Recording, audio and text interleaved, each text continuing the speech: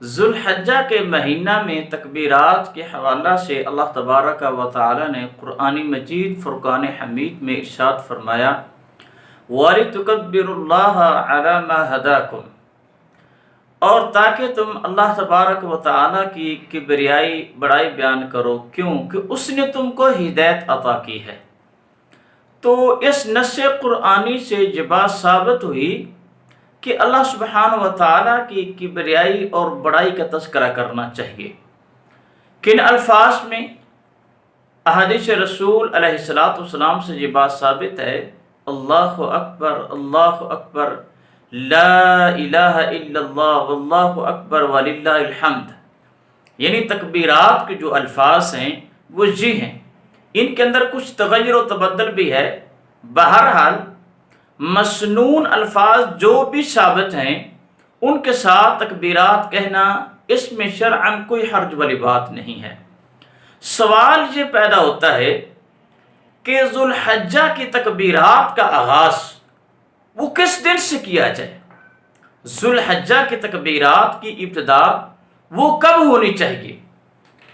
بعض لوگ ان کا ذہن ہے کہ یکم ذوالحجہ سے تکبیرات کا آغاز ہو جاتا ہے اور یوں ہی عمل کرنا چاہیے، جبکہ یہ بات ٹھیک نہیں ہے۔ کیوں کہ اس پر دین اسلام سے کوئی نص اور دلیل وارد نہیں ہے۔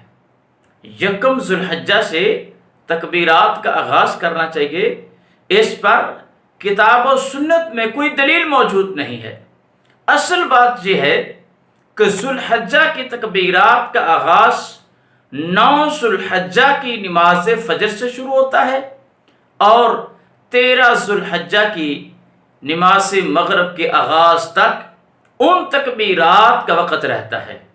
یہ 5 دن بنتے ہیں، 9 ذوالحجہ، 10 ذوالحجہ، 11 ذوالحجہ، 12 ذوالحجہ اور 13 ذوالحجہ کی مغرب تک 5 دن یہ تکبیرات کے ایام ہیں، اور ان ایام کے اندر ذوالحجہ کی تکبیرات کا خوب سے خوب اہتمام کرنا چاہیے۔ قرآن مجید میں اللہ تبارک و تعالی نے ارشاد فرمایا وَاذْكُرُوا اللَّهَ فِي أَيَّامٍ مَّعْدُودَاتٍ، کہ معدودات گنے ہوئے چند ایام میں تم اللہ تبارک و تعالی کا ذکر کرو۔ اب ایام معدودات سے کیا مراد ہے؟